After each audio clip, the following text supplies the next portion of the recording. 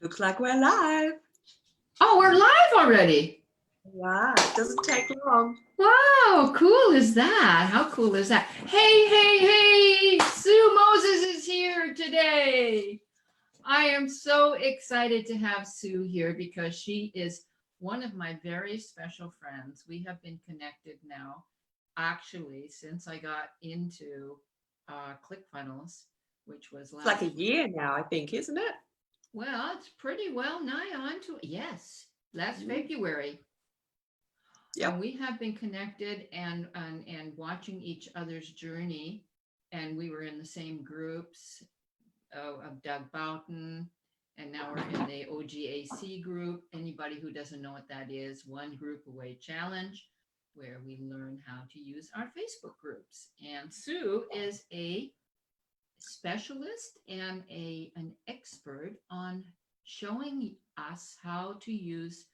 I'm the expert for the voice, but she is the expert for everything else that you do live. Your how you look and how you sound and how you what was the other one, Sue? How you feel. How you feel, right? You gotta feel good. Yeah. So anyway, Sue, please introduce yourself. I know that you live in Australia and you're in Sydney, I think.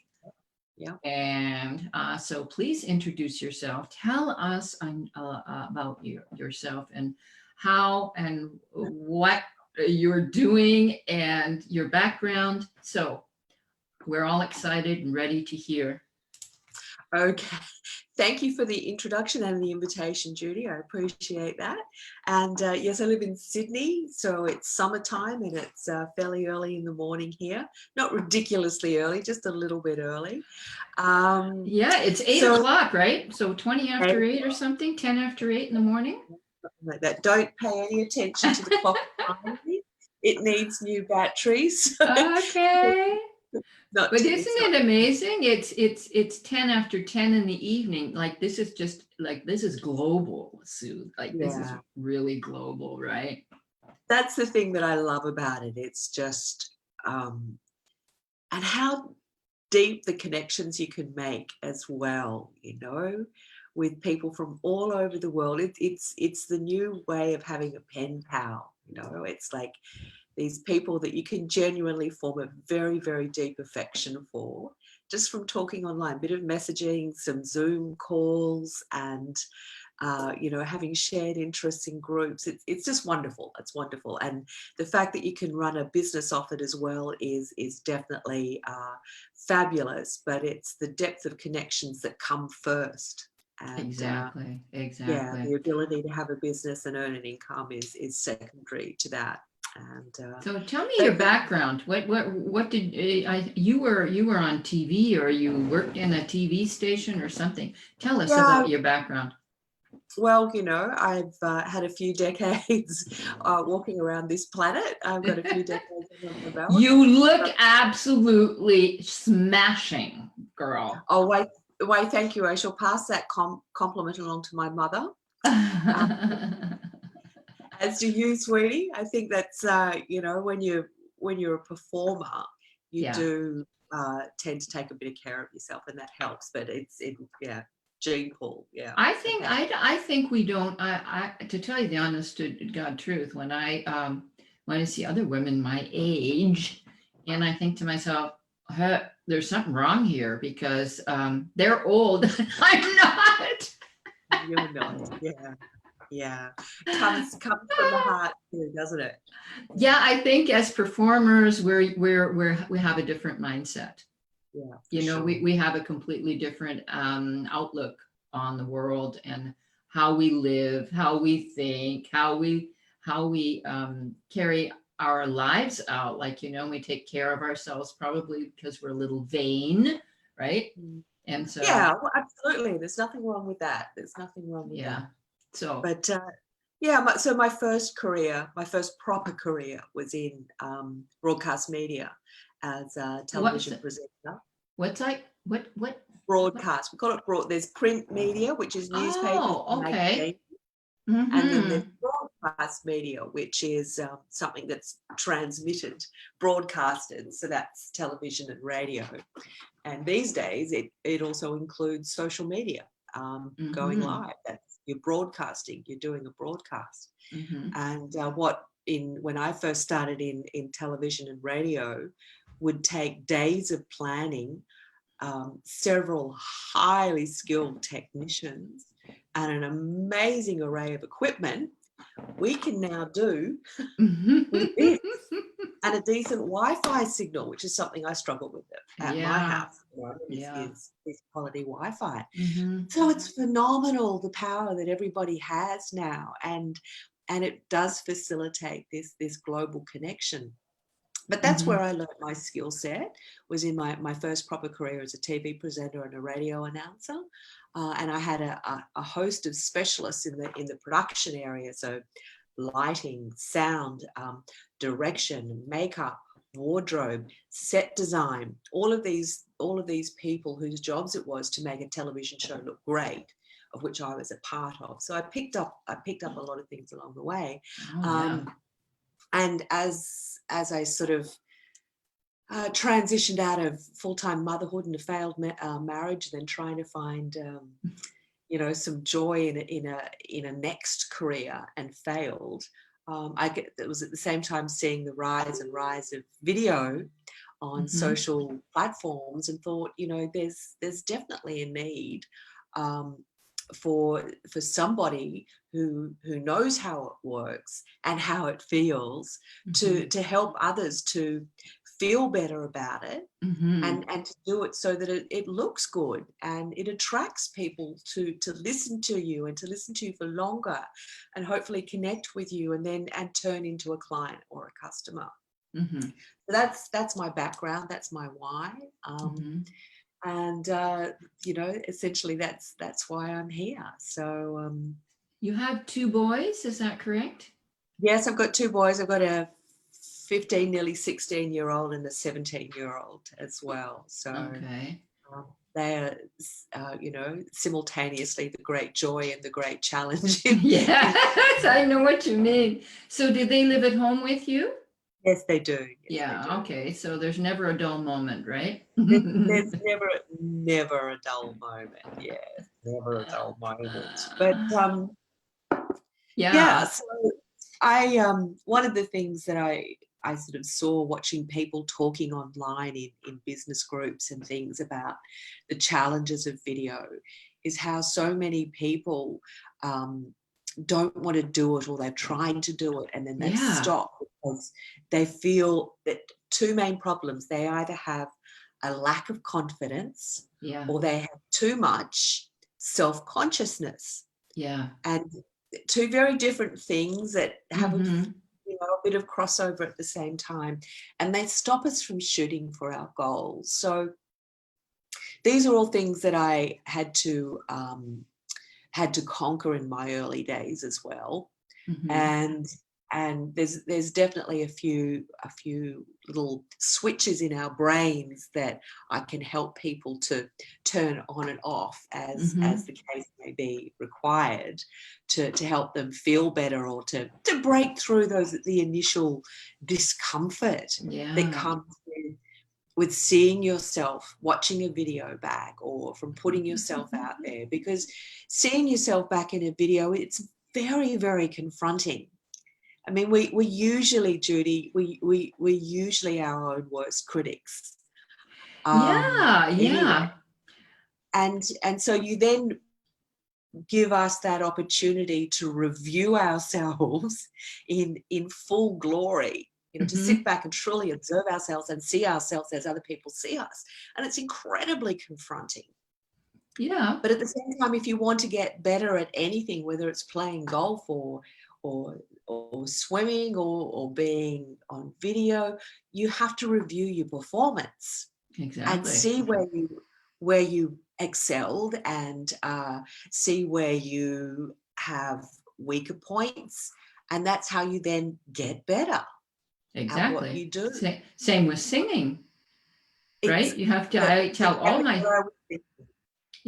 my students they should record their voice when they're singing, and listen to it so that they, and that's another thing, people hate listening to their voice on an audio or something because yeah, they think they, I think it all has a lot to do with not liking yourself, right? If you love yourself, then you will be a little kinder to yourself and say, okay, that's not what I would like it to be, but you don't get down on yourself and beat yourself up. And I'll never be able to do this. And Mm. I know this with some of my singers, they get so down on themselves. Well, I'll never be able to sing, and my voice is terrible, and I can't sing in tune, and and I say to them, this is a journey. This is a journey that we're on.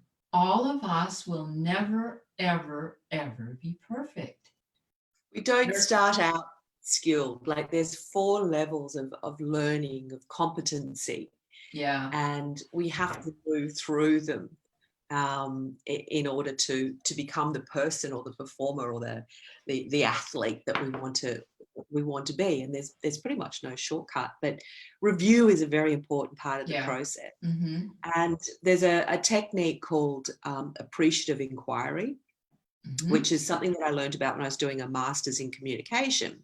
And it's all about the different centers of the brain and how if they get shut down, and they usually get shut down in from an unconscious thing that we do, then it's very hard to recover from that. So the idea, the science behind this, it's not just an idea, but the science behind it is that if somebody in a group meeting comes up with an idea, and then the first person within that group says, look, I don't think that's going to work because blah, blah, blah. What that does is it shuts down the creative centers in our brains automatically. Every person in that group, not just the person hearing it because it was their idea, but everybody in the group. So what the research determined is that if the first person that comments says something positive, Mm-hmm. then that lights up the creative centers of the brain, and we can move forward in a much more profound and useful way. Yeah. So if you're watching yourself back, or you're listening to your singing, that you recorded, you listen to it back, and the first thing you say is something like, those lyrics really suited my mood, or I nailed my message, or I started so strong. If you look for something positive at first, build upon that with the other things that you've noticed that you liked, even if it's just a little bit, just something that you liked. Oh, yeah. And then you can then move on to, okay, so perhaps my breathing was off then, or I lost my sense of rhythm, or I lost, you're the singer here. So it's lost key, went off key, whatever it may be. But start with something strong first. And I find in video, sometimes it's helpful for people not to close their eyes when they're first reviewing themselves, and to listen rather than to watch. If you are watching, it be something as simple as the light looked really good on my face, or the background was good, or I was centered, or I had good contrast. It's those sorts of things. But start off with something positive, because if you're too hard on yourself, you're not going to move forward. And if you don't move forward, you are not going to achieve your dreams, whether that's, growing your business through video, or, getting a crackerjack voice so you can sing at your best friend's wedding, whatever your goal is. Well, this is it. We always have to start with the positive, right? And of course, that's what I do as a teacher when I am reviewing people or listening to their voices. When I do a vocal course, like on the weekend, I'm doing a whole vocal course. There's about 12 or 13 people in the group, and I listen to each one of them. Each one of them gets up and sings in front of the group. And so all get feedback from me. And of course, the first thing I'm going to say, I'm going to find something that is positive. Yeah. Right. And all the people know that, you know, you don't, it's constructive criticism. It's How not to get, criticism, it's feedback. it's It's direct feedback, right? advice. Yeah, Yeah, because that's it's, the thing in my job, and I know it's the same for professional athletes. You know, that review process is integral, absolutely integral to pretty much every single day of your working life. Is you've got to get better. You've got to find and establish your strengths and weaknesses and work on both accordingly. And so it was never called criticism. It was called, in radio, it was called an air check. So you'd check what you put out on air. And in television, it was a director's notes session. You'd sit down with the director, and together you'd go over the tapes, and he'd give you notes on your performance. yeah. I think this is something that organizations, businesses in general, could really benefit from, is changing the word, we need to have here's some, I need to critique your performance, or I need to critique your work this week. It's review is so much better. Yeah, I know some it sort of, organizations do that. Yeah. it sort of gives you a little bit of fear when you say, I'm going to critique you, right? No, actually, I teach in German most of the time when I'm my offline courses. So I would never say criticism, right? I would say feedback. You're right. This is what we need. So starting strong is one of the things that I coach, that I train as well. So before you even press the go live button or the record button on your video, is to sit down and reflect on some of the times you've kicked butt, and kicked butt big time. So some of the times when you've done something amazing against your expectations, or against the expectations others had of you, the big wins you've had in your life, the times when you've done something that has just filled your heart with absolute joy and made you feel really good. And to just close your eyes and relive that experience. Just pick one and relive it in detail. See if you can remember what you were wearing, where you were, what time of day it was. Just in rich detail. And spend about 4 minutes or so just going through the detail of it, and letting the feelings, that confidence come up inside you. It's a beautiful energy as well that you get. And then bam, you go into your presentation. And once you've done that for a while, you can do that. You can cut it down, because it's something that I still do. And you can cut that down to about, 15 to 30 seconds. You just close your eyes, you remember your winning scene, and boom, you launch from that point. Yeah, well, it's the same thing when I'm on stage. I'm definitely, I go into myself for a couple of minutes. And for me, I just allow the spirit to work through me, whether it's the higher power or the universe or the energy. I try to, there's a saying, make me a hollow reed through which the pith of self hath been blown. And I sort of say that to myself when I get up on stage, because I feel it's not me alone who is doing that performance. I am being supported by the whole universe, by all the, by all of that energy. And I feel like, connecting with that energy and allowing me, giving me the flow to give the best performance that I can get. And if you're, yeah. I was going to say, just you hear sort of numerous soul and gospel singers say very similar things about how it's God coming through them. So it is for me. It is spiritual God. It's It definitely is for me. I'm a spiritually on the spiritual path. Let's put it that way. Whether I'm spiritual or not is another question, but I'm definitely on the spiritual path.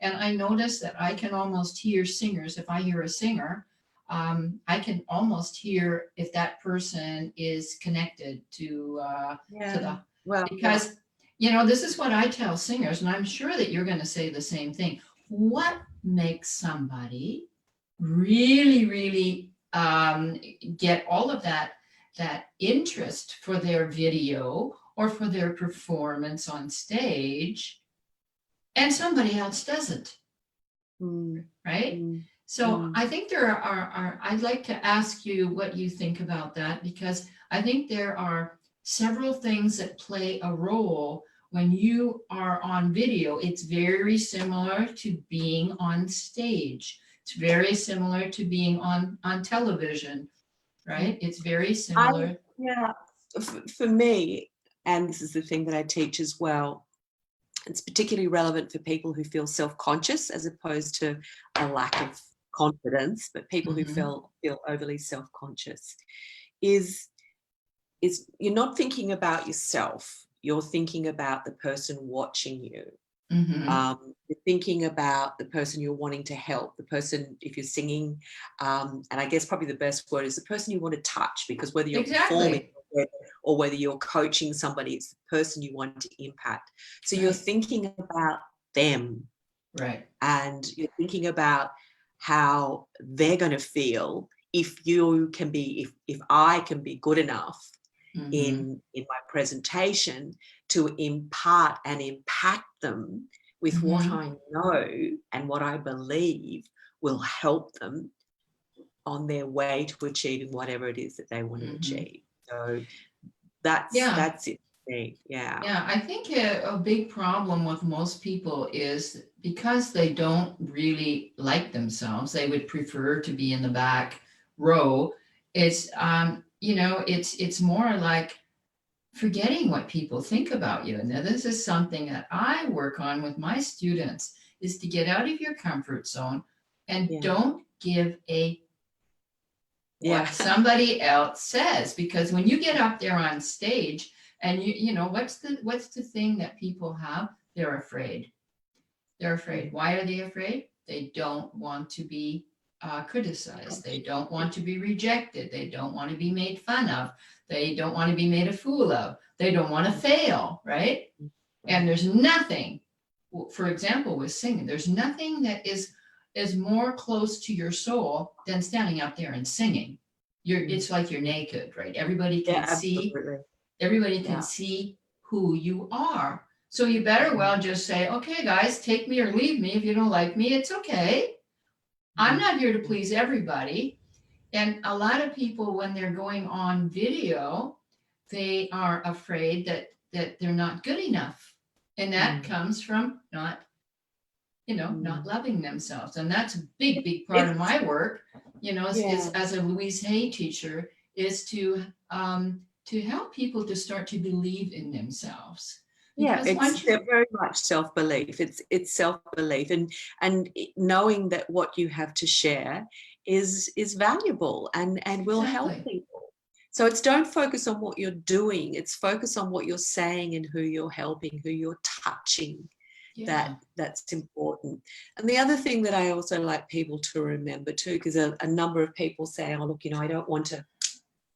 I'm okay doing video into my group, but a lot of the teachers on Facebook that sort of are promoting group growth and business growth say that in the early days it's really important to go live on your profile. And people are saying to me, "Oh, I don't know what my friends and family will think or Mhm. say if I'm doing videos on my profile about my business." And the thing is, there's a few things here, but basically, if they're your real friends and family and they love Yeah. you, they already know what you're about and what you're doing, and they're behind you. And if they're not behind you, well, then They're that's not their your problem, friends, not your right? Yeah. problem. My kids, Exactly. yeah, my kids are always getting on me. Oh, mom, you're always on Facebook. I mean, that's just too much and da. But you know what? I just let it go in one ear and out the other, because I do what I want to do. And I think that's what people have to start you're not in this world to please other people. We Yeah. are in this world to carry out our mission, right? And Mm, you're mm, always going to have people that are going to like it, even if it's your family or your friends. mm, So you know, just let it go in there and not out the other. And this is The what other I, thing is too, is yeah, people aren't sitting around fixated on what you're doing next. So it's like, oh my God, there's Judy going live again, or oh my God, there's Sue posting something else again. They've got their own lives. They're not seeing they everything don't that you really, put they out don't there. even see it, right? And then the other thing that's really important too, and I'm sure you know, as a singer, you'd be aware of this as well, is an audience, your audience automatically is on your side. No person ever goes in to watch a television program or a movie or a theatre or wherever wanting to be bored, wanting to be made angry, or you know, they go along wanting to be engaged, wanting to be enthralled, wanting to be entertained.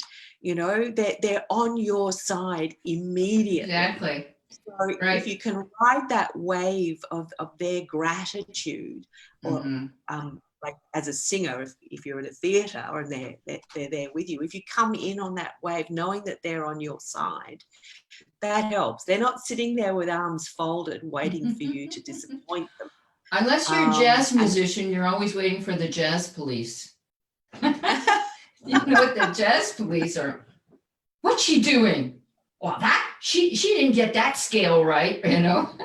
Yeah, hey, by the way, all we've right. got people watching.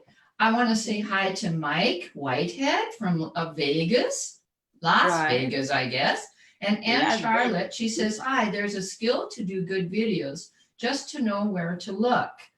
That, okay, we should talk maybe a little bit also. The lens. Yeah. Yeah. And I am not looking, now I'm looking at the lens, and Charlotte, does it look like I'm looking at you? Because I have the same problem. Yeah. But right now I want to look at Sue. Yeah. So the way this, that it sort of flows most naturally for a viewer, if you're doing an interview, is the person talking looks at the lens, and not just at it, but hopefully through it, because that's how you get that deep eye connection. And it's the eye connection that makes video so powerful. It's what makes it the next best thing to a face-to-face conversation. Mm-hmm. Humans are visual. And on a conscious, unconscious, and subconscious level, we make our assessments based on visual data, on nonverbal cues that we pick up from the other person that we're having this two-way dialogue with. And more than anything, it's the eyes that we read. And that's how we determine whether a person is being, as we say in Australia, fair dinkum, or whether they're bullshitting us. It's how we buy in. It's what makes us buy in and engage. So, if you're doing an interview, I say eye contact. The person who's talking does the eye contact with the audience through the lens, and then the person listening, if I start to listen to you, Judy, then I pop down to where I can see you on the screen.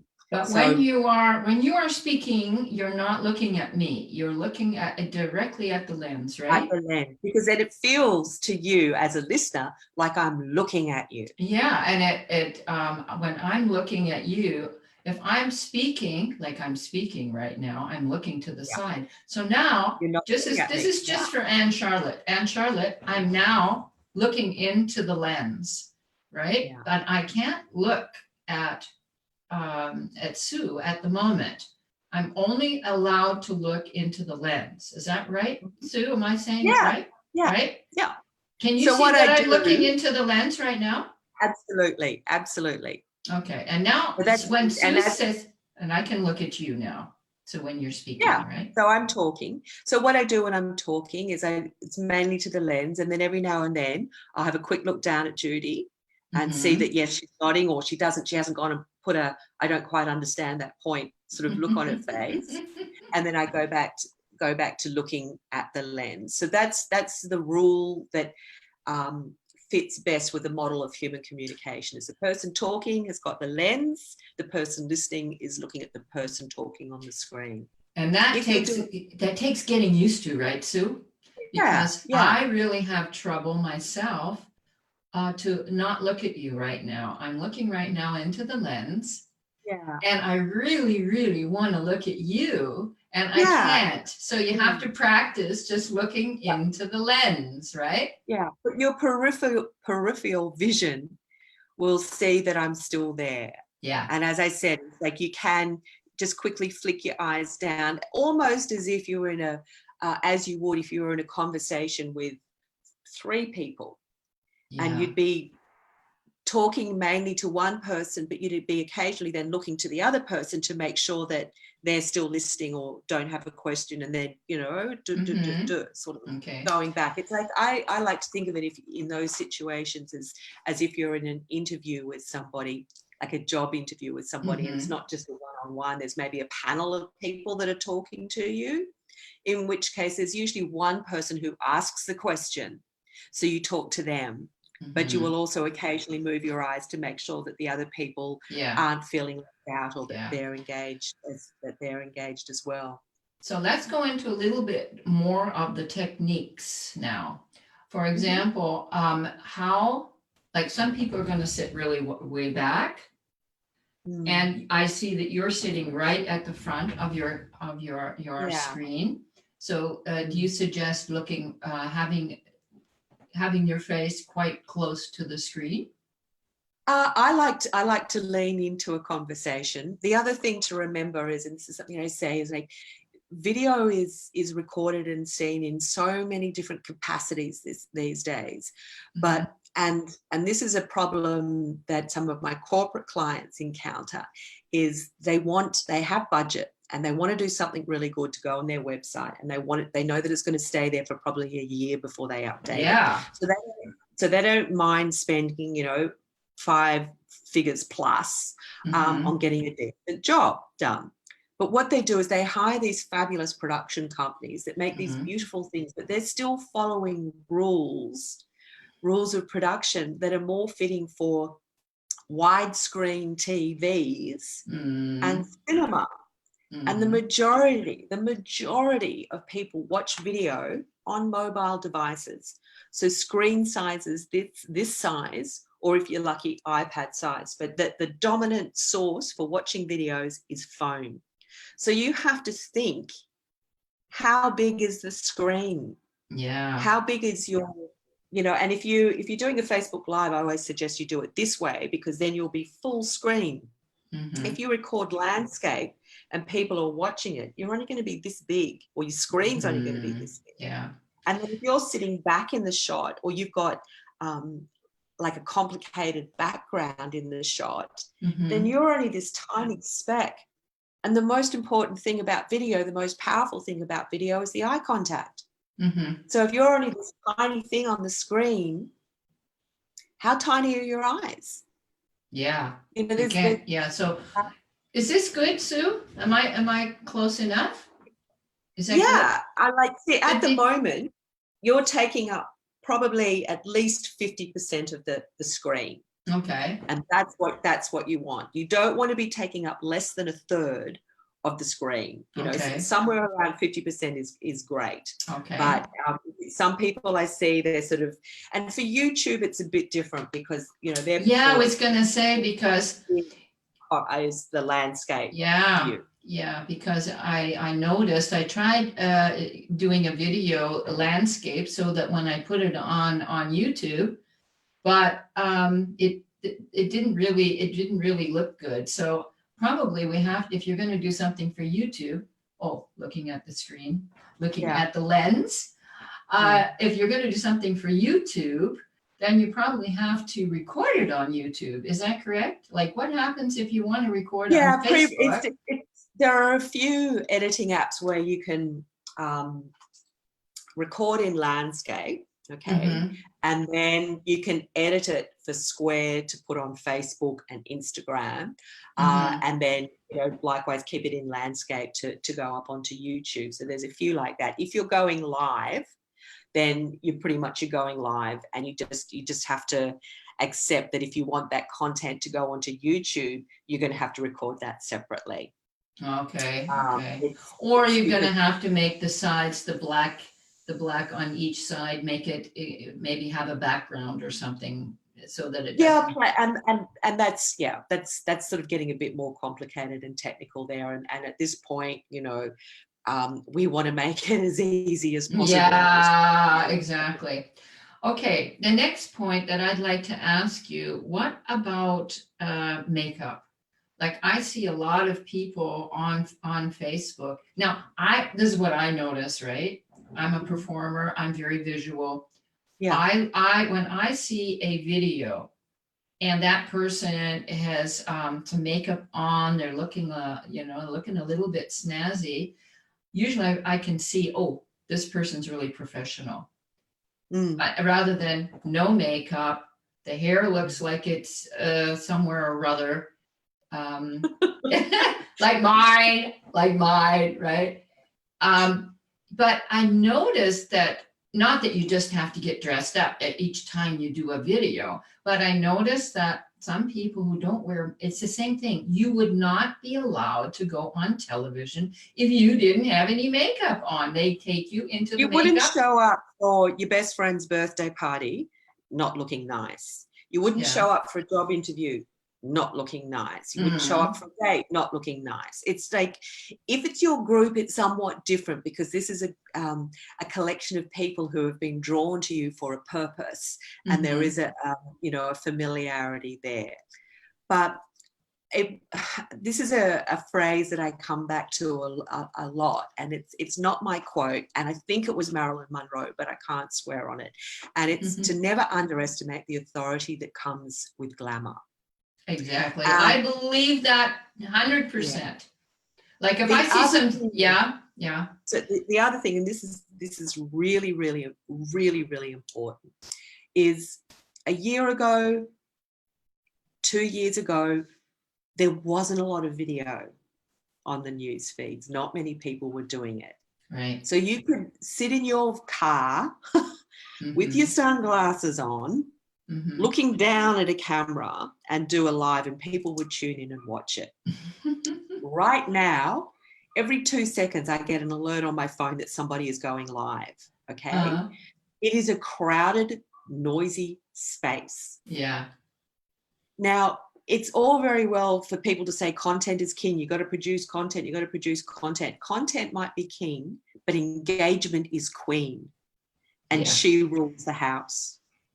There are rules for engagement. There are rules of engagement. And the better something looks, the more likely it will catch somebody's attention. Yeah. And the better it looks and sounds, the longer they will listen for, the longer they will watch you for. Yeah. So you've got more chance of them then connecting with you, and you're not going to grow anything if people can't first connect with you. I don't understand why a lot of people go live. They don't have any lighting. I mean, I'm just wondering if they don't notice it, because for me, when I first was even thinking of the online business, what did I do? I bought myself a Logitech cam. What do you call it? A Webcam. Camera, a webcam. Got myself a good microphone. And that was really, really important for me to present myself. You're a performer, Judy, so you're aware of these things. Once again, it comes back to something I mentioned earlier in the interview about the 4 stages of learning. And my favorite analogy for doing this, and this is the thing with videos, everyone thinks, particularly people with a bit of confidence, it's like, oh, I'll be fine. I know what I'm talking about. I'll just get on and I'll talk. And then they get on and they end up getting a little bit startled, because it is an unnatural state to just be talking to a camera. And so they get a bit of a, hijack from the amygdala, and the adrenaline starts pumping, and they end up down a rabbit hole waffling. They realize once they start that it's not quite as easy as they thought. And it's a bit like driving a car. I've got my 17-year-old son is learning now, but in that year leading up to when he first got his learner's permit, he was just the greatest critic of my driving. You wait, mate, you wait. And of course, the minute he then gets into a car for the first time and has to drive, he realizes there's a bit more to it. So he was initially, in that year leading up to driving, as most people are when they're anticipating doing video, they are unconsciously incompetent. they don't know what they don't know. Mhm. And you don't know what you don't know until you start. And then once you start, you go, Mhm. okay. So you become Mhm. consciously incompetent. You're aware that you Mhm. don't know stuff. And that's when you can start learning and growing and improving. Okay, So we've that's what talked. most people Okay, have to get to. so let's go through these points. The first point was to take at least 1/3 of the camera, or Yeah, you want to be taking up at least 1/3 of the 1/3 of the camera. You And want good contrast between you and the background so that you pop. Right. People can see you. Yeah. Good Second, light on your face. Good Yeah. light on your face. We're going to probably talk about lighting extra because people are probably want to know what kind of lights do we really need when we are doing video. The second thing was looking into the lens. Yes, absolutely. And Lens, that you have to practice. You're not allowed to look at the person you are interviewing. And it's not so much that you're not allowed to, Judy. Like you do sort of check in with them, as I am now. Yeah, but the generally it's the eye contact. And I was never looking into the lens because I was talking like as I'm talking. Now I'm looking into the lens. So that is a real big thing, is looking into the lens. The third thing was to prepare yourself. First of all, we're going to talk about preparing yourself, what you're going to say, but preparing yourself the way you look. Now, I know that Alex has said she sometimes even goes live in her robe, in her morning robe. What do you call it in English? Dressing gown. Her dressing gown. And she says nobody is going to care about how you look. But I don't quite agree with that. Alex is going live in her group, and people in that group love her.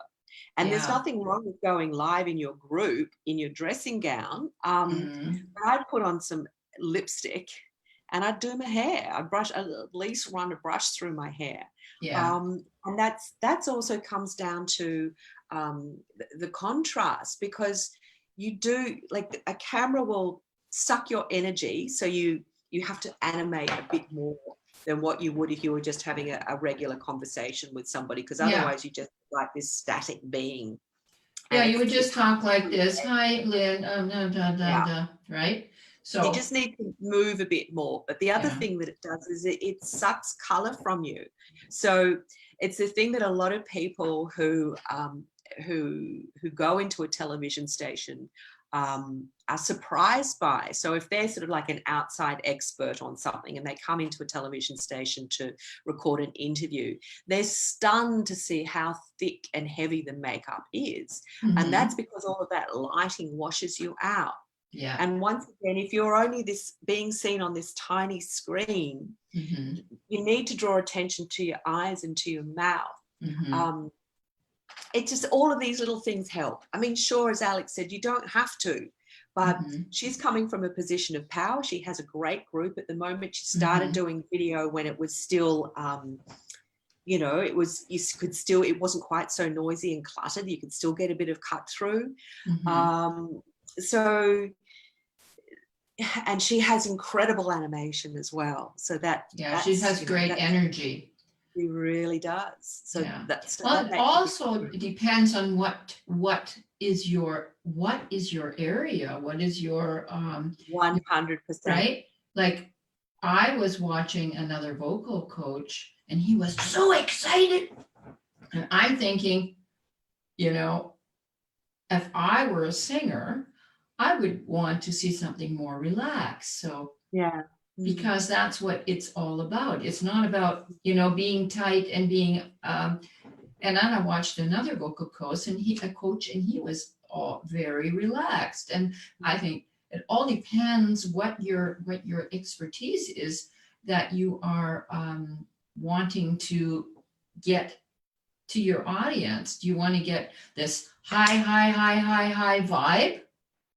Or do you want to get more of a relaxed vibe that you're talking about? It also comes down to what your natural personality is. And I mean, Alex is naturally a high vibe person. We keep talking about her.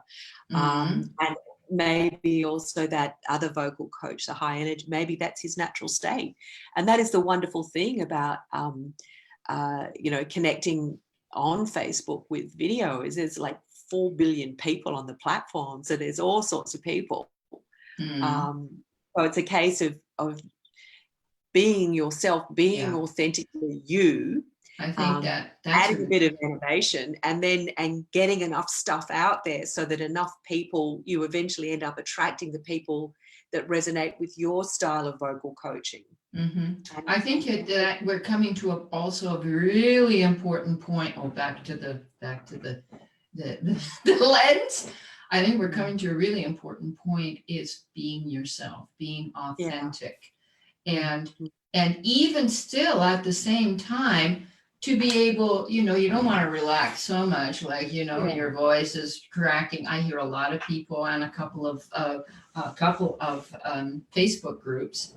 They're talking like this. It's what you call voice fry. And they're talking like this. And it drives me crazy as a vocal coach, because this is, and then they're really cracking their voice, and that's the way they talk the whole time. Yeah. That's also some nervousness as well. I think people tighten up.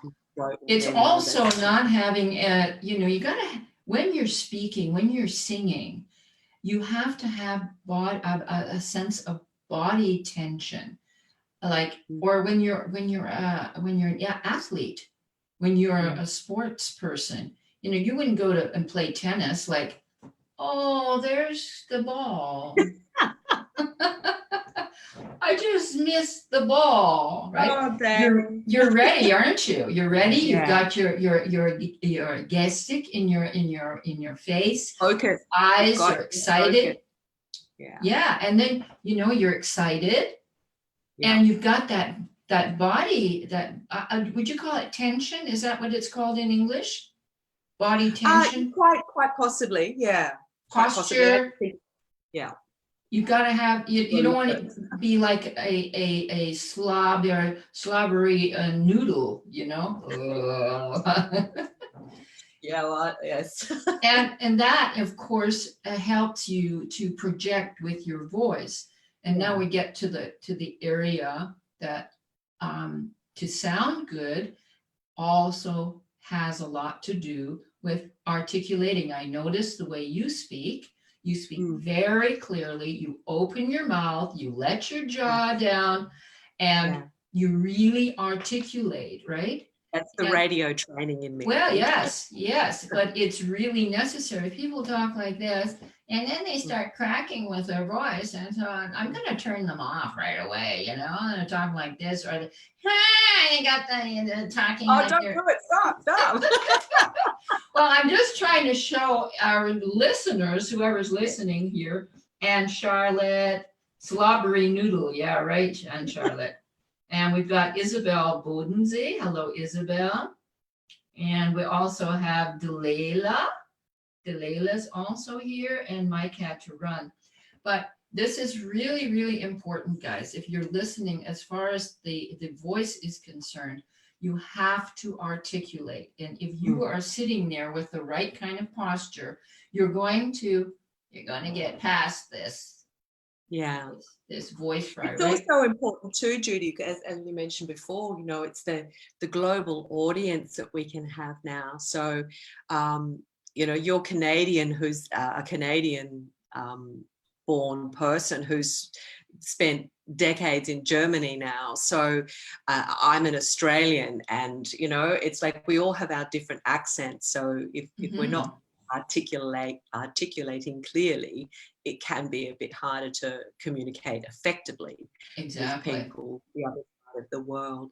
I have and I'll send you a link, and you can share it with anybody in your group that's interested, but just a PDF. It's a checklist that I have. Oh, great. And it's based around the word mobile, because most people are recording their videos on their mobile. And it stands for message. Okay, we start with the M is for message. The most important thing that you can do to help you create a short, punchy, engaging recorded video or live video is to be rock solid, crystal clear on your message before you start. Don't start with a vague notion. and think that because this is your area of genius that I'll be fine, I can talk about this. I encountered this a bit when I work with CEOs who are confident, let's call them a little bit arrogant, and you kind of have to be in that position. And they're very busy. And it's like, no, Sue, I'll be fine. I'll, just set up the camera, let me know when you're ready and I'll go for it. And they end up going, okay, I see your point. It's like, that is the thing, is because you're a genius, you have this head full of information that you want to share with people. And then you'll start on one point and then something else will jump in and you'll want to go there and you'll want to go here and you end up waffling, losing your point. And your video that you wanted to be like 1 to 2 minutes, which is about what they should be, ends up being 6 minutes, okay? And it doesn't work. So think about... What do you suggest? 1 point per video. Break down what you want to talk about and think, what is the one thing that I want my audience to take away from this? If they only get one thing and remember one thing, what is that one thing? So should they write it down? Yeah, absolutely. When you can write that one thing down and say it in a sentence that makes sense, then you know you're ready to start. And the process of peeling away all of the other good ideas, the other things that come up, that creates a new neural pathway in your brain from, your idea to your mouth. It creates the straightest pathway. So it makes it that much easier for you to stay on track, to stay on point with what you're doing, to not become intimidated by what you're doing, to feel confident with what you're doing, to be able to concentrate then a bit more on maintaining lens communication, to then take a natural pause at the end of a sentence and check to see who's on live and to see if there's any questions, and then to go back to where you were. So once you've worked out the point of your message, you can then work backwards and go, okay, so what case history, case study, what story, what analogy, what do I want to throw in here that's going to illuminate the point of my message? Then you can figure out your intro. How am I going to hook my viewer into listening to get the point? And then you can finally decide what your call to action is. The other thing that's good about mapping this out is that it helps you plan out future content. A lot of people, myself included, go, how am I going to come up with content, But when you sit down and you go, okay, I want to do a video on the importance of message, what is the one point? And I think, oh my God, there's so many points when it comes to, establishing your message and delivering your message in a video. So you put them down and then you very quickly see, okay, there's a video topic, there's another one, there's another one, there's another one, there's another one. If you're writing a blog, you plan it out. If you're going on a road trip, you plan it out. The same goes with your video. And that effort that you put into preparing your message ahead of time is going to save you a world of time and pain. Question. Down the track. Question. Yeah. Do you think it's a good idea to write a bullet points of what you want to say and have it on your screen? No. Don't. Because I know you told me you don't agree with having a prompter. No. But I know a lot of people who have a Word document or something, they just have it on the side of their... Look, it can work for some people if you're really disciplined and strong on your confident in what you're doing, you're familiar. That's the one thing that you can do to get better at video, really, is just become familiar with the process. Just do them, even if you're just mucking around with yourself, or just do picture calls, what do they call it? FaceTime calls with your mum and your friends. Just get used to it and that will help you. But if you've got notes to the side of the screen, you unconsciously are going to be continually going, because that's your safety net. You're going to be looking. Sometimes I will have a list. I'll have one of my notebooks beside me. Like if I know I've got stats, I'm terrible with numbers. I'm not going to remember numbers. So I'll have some things here. In which case you say, da, da, da, da, da. Hang on, I just want to make sure I forgotten Yeah, anything. I'm going to look at my Okay, my oh, right, notes. yes, I wanted to talk to you about the importance of blah, blah. Do Yeah. something like that. Yeah, right. Mhm. That's real, Yeah, that's real. I agree with you. I was watching somebody today and I could see that they were looking to the side and it looked like they were cross-eyed or something. And it really is irritating Yeah. as a someone who's watching to have somebody who's not looking at you. They're waste, and that's what I was saying before. I'm so passionate about this. It's like the engagement thing. If you're doing this to engage and connect with people, it's and particularly now as video is becoming a crowded environment online, Mhm, we all have to up our standards or we're wasting our time, mhm. because you're not going to watch for any length of time somebody who's not looking at you. If you were face to Right. face in a room with somebody and they were looking at their reflection of themselves in your glasses, or Mhm. at the tip of your nose, or looking over your shoulder to see who is walking into the room, you're not going to stay talking to that No, person, much no. less I saw starting to even build a someone connection with them. doing an interview yesterday and the guy was typing the whole time. And I think, my God, look at your person. He's typing the whole time and he didn't even look up at the person, right? So it's, I think a lot of people are just not aware. They're just Yeah, not aware. And you yeah, know what, Sue? I would think it would be, I don't know, maybe you even have this. All the things that we've been talking about today would be great to have a checklist. Number one, do this, mm, do that, do that, do that. What was it? All the things that we've been talking about. Now, mm, I would like to also talk to you about certain technical things, like mhm. which camera do you suggest? Because some people are maybe more or less in the beginning. They don't have. Look, Judy, I just from the beginning, what's the time? I'm going to have to wrap up pretty soon too. Yeah, But yeah. anybody who's got questions, please, please, please, if you write them in Judy's group and put mine at like, Sue, what do you think, whatever, and then I can come in back into Great. Judy's group and answer them for you. But to start off with, I go with the KISS principle, which is keep it simple, sweetheart. Okay. Use your phone. All right. Mhm. If you're get a tripod to start with. That's the most important piece of equipment that you can have.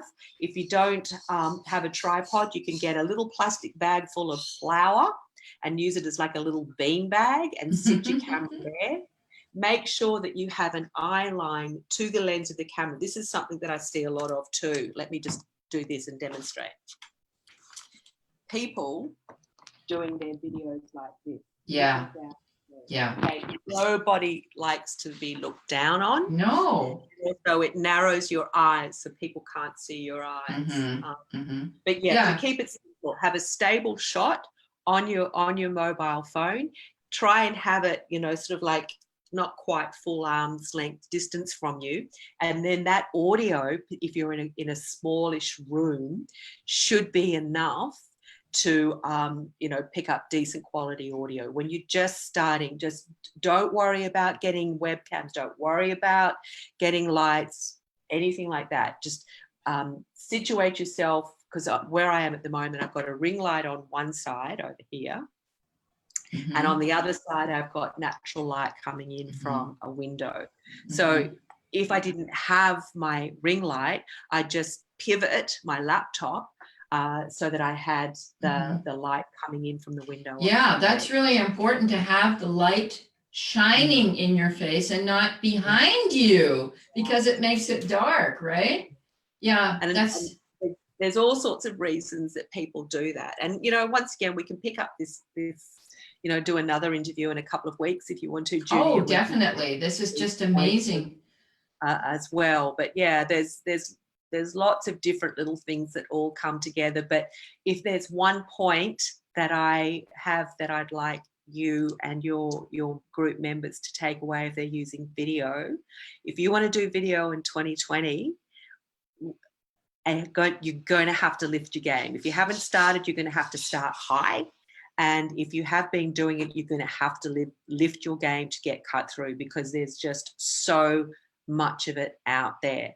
Mhm. And just doing it is no longer going to be enough. It's going to have to be engaging. And as I Mhm. said, there's the rules of engagement, and we can cover that at another time. That's wonderful.